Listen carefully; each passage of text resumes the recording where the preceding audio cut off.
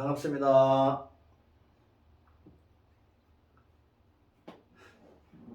앞 시간에는 제가 처음으로 모자를 쓰고 동영상을 촬영했었습니다. 그런데 아직은 뭐 조명 시설도 그렇고 여러 가지가 많이 부족해 가지고 오히려 얼굴이 가려지는 그런 작용이 있어 가지고 그래서 다시 모자를 벗었습니다. 머리가 많이 빠진 거는 보기가 조금 흉하더라도 이해해 주시기 바랍니다. 오늘은 스티브 잡스 애플의 심벌 마크에 대해서 말씀을 드리려고 했습니다. 이야기를 드리겠습니다. 일반적으로 심벌 마크 같으면 아주 보기 좋고 의미가 있고 이런 것을 심벌 마크로 쓰게 되는 겁니다. 예를 평화를 의미하는 데는 비둘기를 사용하게 되고, 또 어떤 균형을 얘기하자면 동그라미를 써가지고 얘기를 하게 되고 그렇게 표현을 하게 됩니다. 그래서 여러 가지 마크에 가지는 그런 의미. 지금은 예를 들어서 삼성의 마크는 타원형으로 돼가지고 그 타원형이 조금 기울여 가지고 그래서 삼성이라는 영어 로고를 사용하게 되는데, 이것도 실제는 불균형입니다. 불균형을 삼성이 균형을 잡는다는 그런 의미도 있습니다. 색깔이 어떻게 된다든가 여러 가지 그런 거는 뭐 따로 이야기하더라도 도형으로서 가지고 있는 그 의미와 글씨의 배열이나 크기 여러 가지 이런 거로서 그 의미로 보면은 그 회사가 지향하고자 하는 그런 사상, 경영, 이념 이런 것들을 우리가 나름 짐작할 수가 있습니다. 그래서 그런 새로운 가치관을 가지게 될 때는 회사에서도 로고나 심벌 이런 거를 새롭게 교체하는 그런 작업을 하기도 합니다. 그래서 애플에서는 스티브 잡스의 애플은 그 창업을 했던 것이 어떤 이유로서 창업하게 됐는지는 많이 알려져 있습니다. 스티브 잡스가 그런 이야기를 했고, 스티브 잡스의 집에서 쓰는 차고지에 책상을 놓고 친구들이 모여가지고 대학 그만두고 나와가지고 창업을 컴퓨터 작업을 하게 됐던 겁니다. 거기서 나왔던 컴퓨터가 애플이었던 거고, 맥킨토시였던 거고, 그래서 그 사업으로서 승승장구해가지고 지금은 우리 통신기계 핸드폰으로서 많은 시장을 가지고 있는 그런 애플이게 되는데, 처음 이 애플은 사과 마크를 쓰게 된 것도 그 친구들과 같이 창업을 하면서 주변에 창고 정리를 하고 사무실로 새롭게 꾸미면서 마트에서 숲에서 사과왔던 사과를 먹으면서 그 같이 어울려가지고 일을 하다가 한 입 베어 먹은 사과를 책상 위에 두고서 일을 하다가 보니까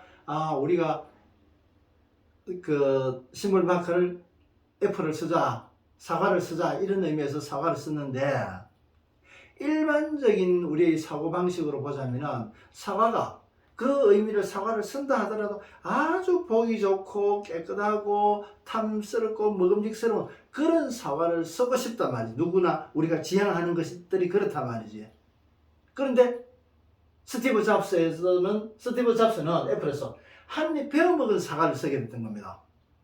아주 깨끗하고 보기 좋고 먹음직스러운 그런 맛있는 사과를 쓰지를 않고 한 입 베어 먹은 사과를 쓰게 됐던 겁니다. 물론 책상에서는 먹던 사과니까 한 입 베어 먹었던 사과를 뒀겠지.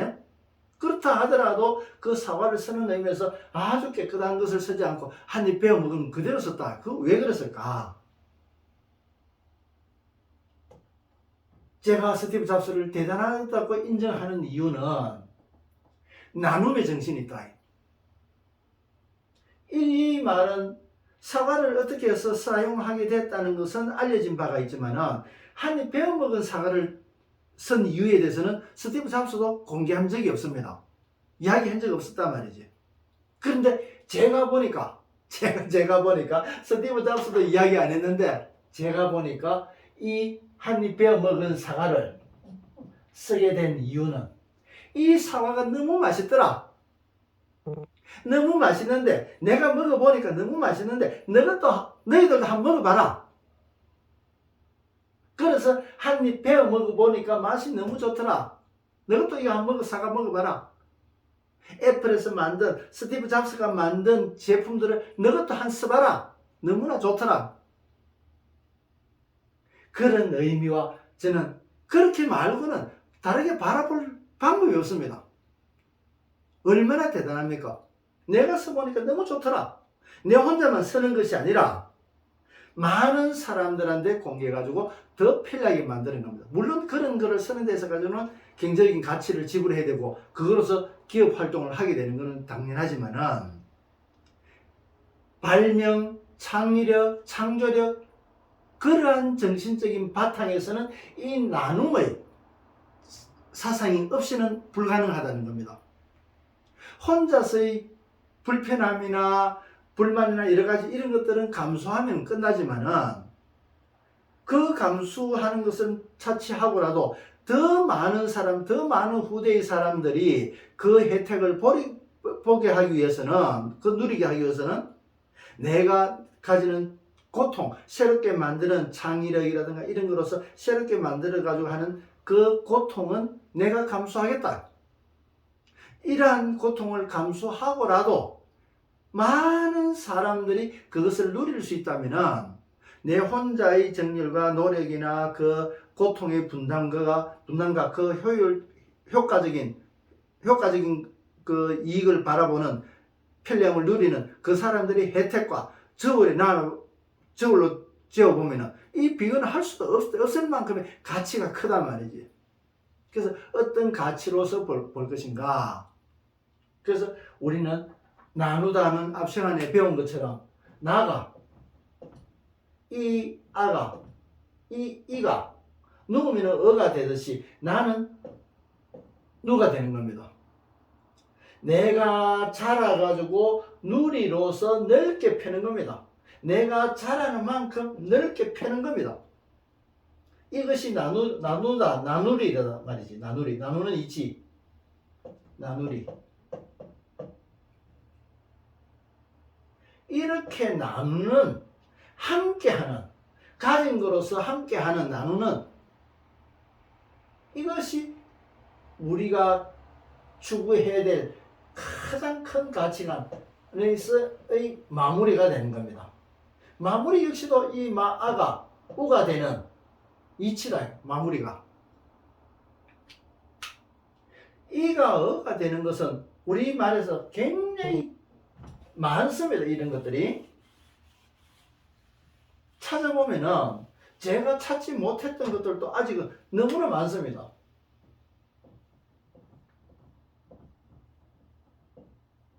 누리다. 어떠한 지위를 오르게 되고 위치에 오르고 뭐 유지하게 되고 이랬을 때는 누리게 되는 건데, 이 누리게 되면은 이 이는 다음에 어로 변한다 그랬지 않습니까? 어로 변하면은 누르다가 되는 겁니다. 내가 그 자리를 누리기 위해서는 주변 사람들이 다시 승진이나 크게 오르지 못하게끔 누르게 되는 겁니다. 그래야 내가 계속 누릴 수 있기 때문에. 지금 내가 누리고 있다, 내 현재 위치를 누리고 있다면 그 사람은 다음에 여러 조건들을 누르게 된다는 것은 안 봐도 안다. 왜? 이에서 어로 변하는 이치이기 때문에 지금 내가 주변 사람들을 누르고 있다면 지금 내가 그 위치를 누리고 있는 것과 같은 겁니다. 그래서 나누다는 것은 아에서 우가 되는 나눔의 이치인데, 이것은 앞으로의 이 세상을 바꿀 수 있는 새로운 사상입니다. 이것을 우리는 예전부터 알고 왔던 홍익사상이라는 것이 이 얘기입니다. 그죠? 홍익이다 여러 가지 그렇게 이야기하고 넓게 이렇게 한다. 무엇으로 이렇게 할 것인가? 가진 것도 없는데 나눌라 그러면 가지는 게 있어야 되는 겁니다.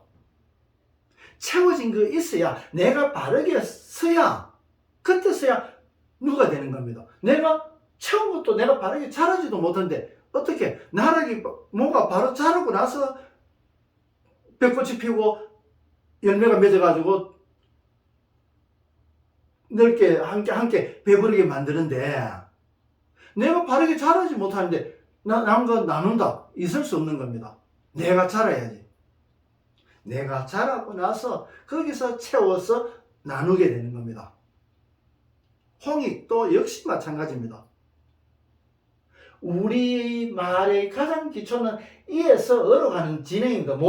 우리나라 모음 순서가 틀렸다고 이야기했던 이유도 이에서 어로 가는 이 이치가 나누는 이치고, 우리가 앞으로 지향해야 될 새로운 세상, 새로운 국가를 만들 수 있는 근간이 되는 사상이 이에서 어로 가는 거고 나눔의 세상입니다. 그래야 함께 할 수 있다. 지금은 있는 사람 더 가지려고 그러고, 흔히 하는 빈익빈 부익부라 그러잖아요. 가진 사람 더 가지려고 그러고. 그래서는 안 된다. 내가 바로 자랐으면, 끝없이 자라기는만 자라서는 열매 맺을 수 없다. 열매 맺을 수 없기 때문에 나눌 수가 없는 겁니다. 나락이 어느 정도 영으로 갈 때는 길가에 켜진 가로등도 꺼주는 겁니다. 그래야 나락이 여물게 된단 말이지. 자라는 것을 포기해야 된다. 그때서야 이게 눕는단 말이지. 스스로 그렇지 못하면 외부에서 그럴 수밖에 없다. 더 이상 자르게 할 수 없다. 너무나 비효율적이지 않습니까? 그건 이치다. 지금 그들이 빈익빈 부익부로 가지만은 결코 그것이 오래 가지 못한다. 짧게만 바라보지 말라는 겁니다. 더 크게 보면은 그것이 보인다. 지금의 빈익빈 부익부가 가지만은 결코 그것이, 지금의 이 빈익빈 부익부가 폐단을 일으키고 있지만은 이것이 오래 가지 못한다. 그러면은 강제적으로 폭동이 일어나더라도 그것은 자랄 수 없게 된다. 폭동을 만나가지고 내 것을 나누게 될 것인가, 스스로 내가 나누어야 될 것인가, 그 결과는 본인에게는 너무나 중요하지 않습니까? 너무나 그 가치는 큰 거고 그 차이가 너무나 크다는 얘기입니다. 강제적인 수단으로 들어가기 이전에 자기 스스로의 내면에서 자라면서 그 자란 것으로서 나눌 수로 변할 수 있어야 된다.